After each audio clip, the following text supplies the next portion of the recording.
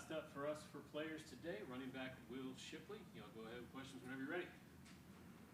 Will, the hit the other day, I saw how mad you were after. What was going on there, and what were you thinking happened on it? Yeah, looking back at it, I think, and talking with everybody, it's kind of consensus, just frustration that, it's not even being reviewed for a targeting call. I think that everybody has a role to play. Everybody has a responsibility, and I absolutely love the refs and the work that they put in, but I believe it's their responsibility to keep the players safe. And I was frustrated just because I didn't think that they were doing their part in that degree.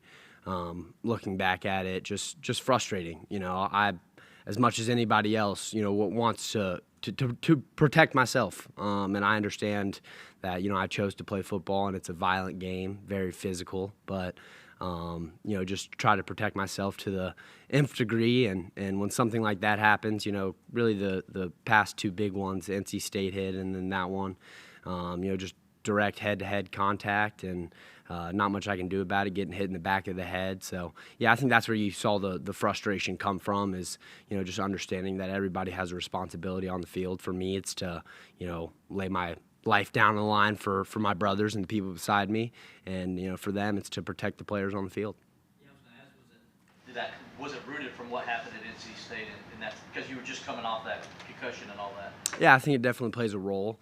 That's the probably the biggest concern for me, looking back at it. The first time I've really been knocked unconscious, and really the first season where I've thought a lot about my head and the injuries that can happen to it. So I think it definitely stemmed a little bit from that. First game back, just being a little timid, a little hesitant going into the game, as I think any athlete would in my case. So yeah, I think it definitely stemmed from that a little bit.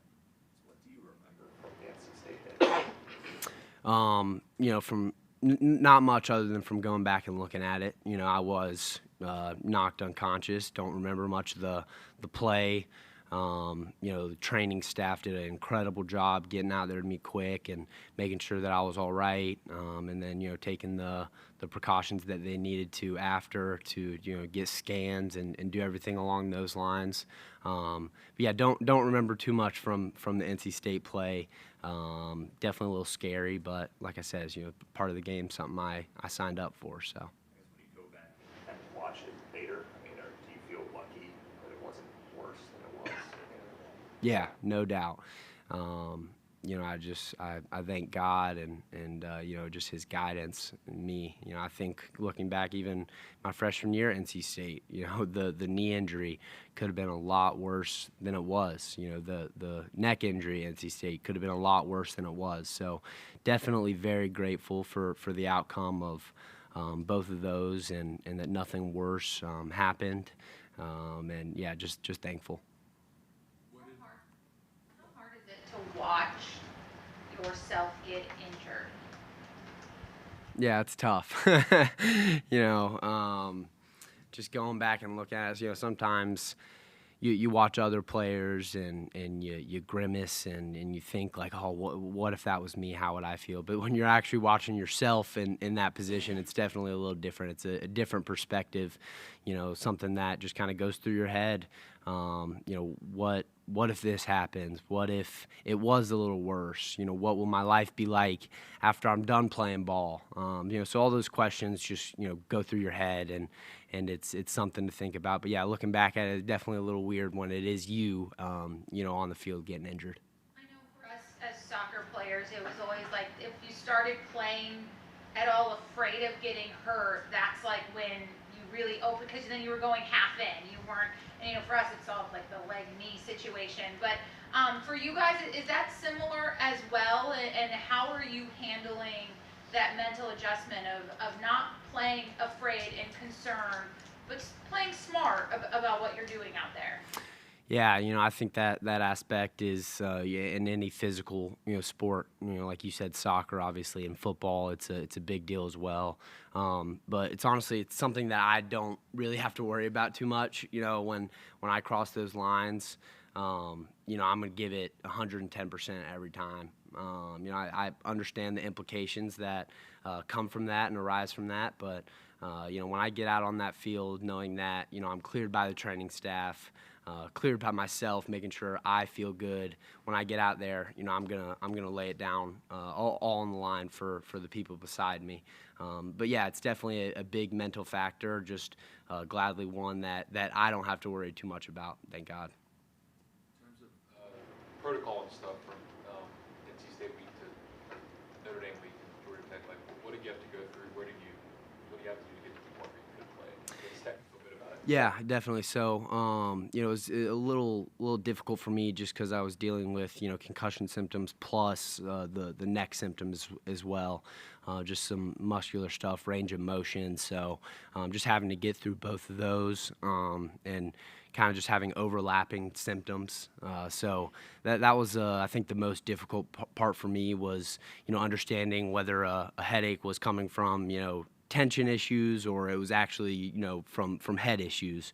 But yeah, went through the protocol, did a great job in just communicating and being on the same page as the training staff, but kind of just took it slow at the beginning of Notre Dame week and was going to see where I was at on Tuesday, Wednesday to kind of decide where I was going to be.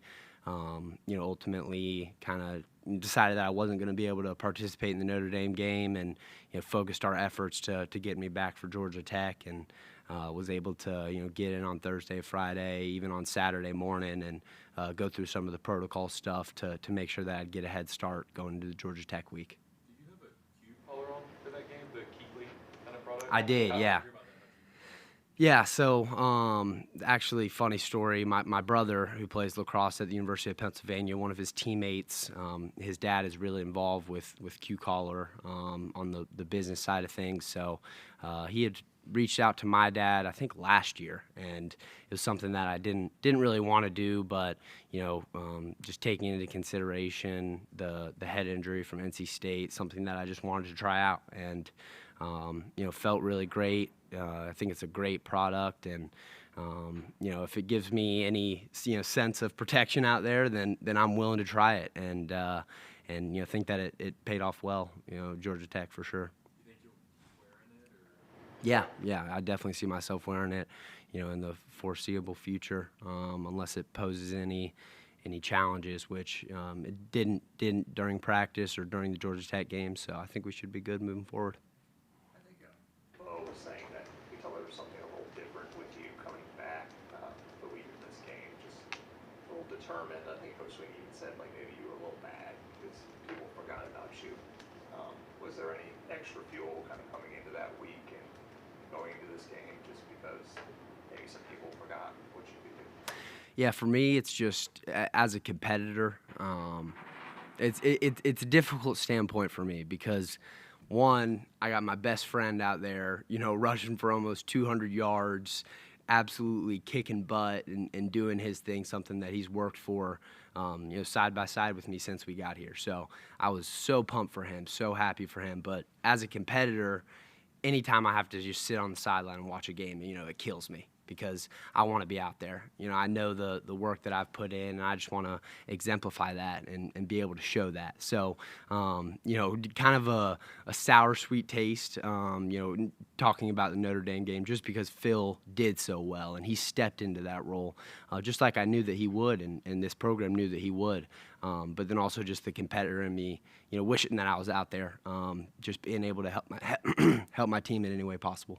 I mean, I know we've talked to you before that like you maybe put a few bookmarks on social media. Like, did you do any bookmarking or like noting what people were saying?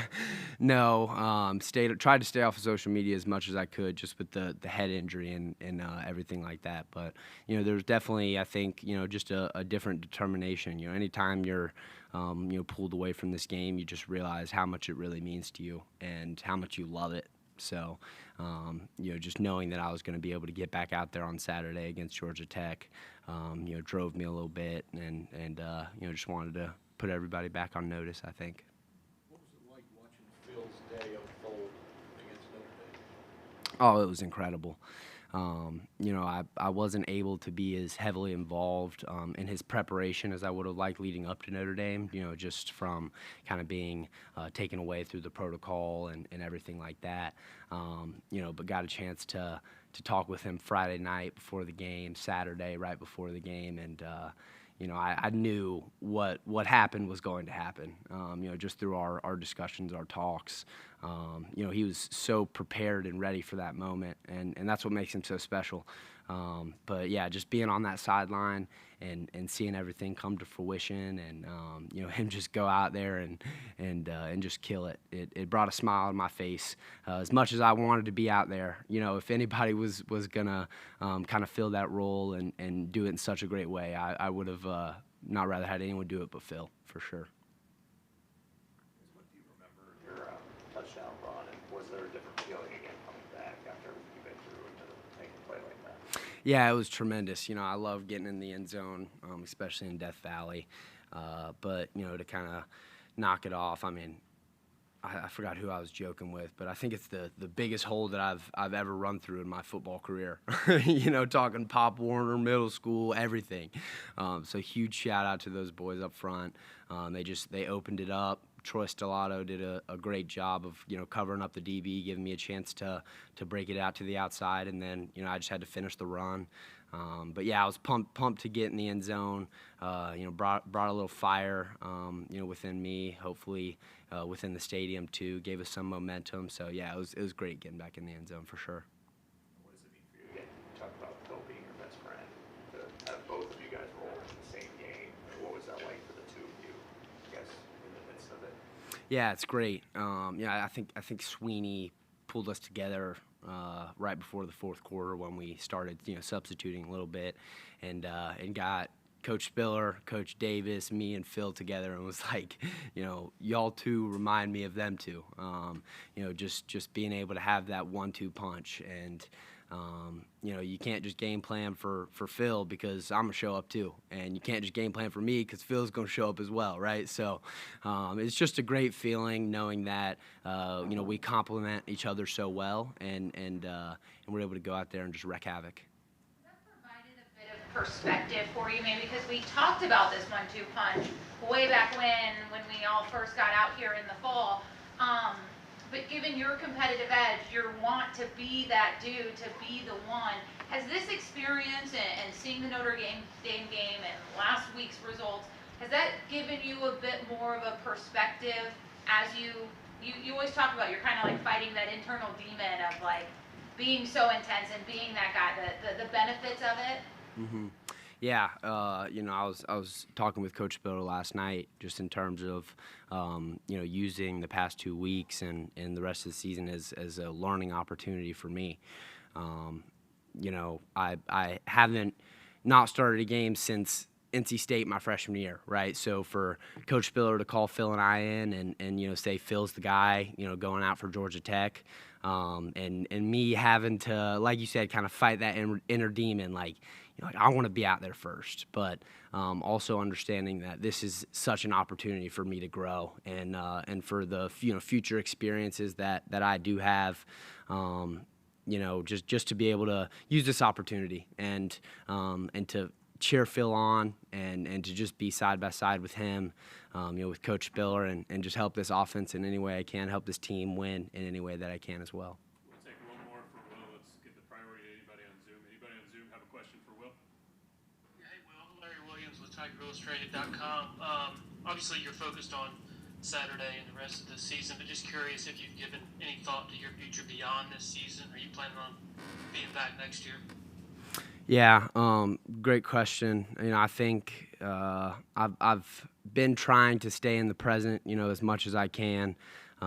Especially with just how the season has gone and what Coach Sweeney preaches to us every day, just being in the being in the now. I don't know if you can see my shirt. It's perfect, but I've definitely thought a little bit about it. It's something that is inevitable. Just the opportunities that are there after this season, but haven't put enough thought into it. So I wouldn't be able to give you a great answer right now. But it's definitely something that's going to be weighing on me. But my team deserves my full attention and my full preparation to go out here, win these last 2 regular season games, and then see what comes after that.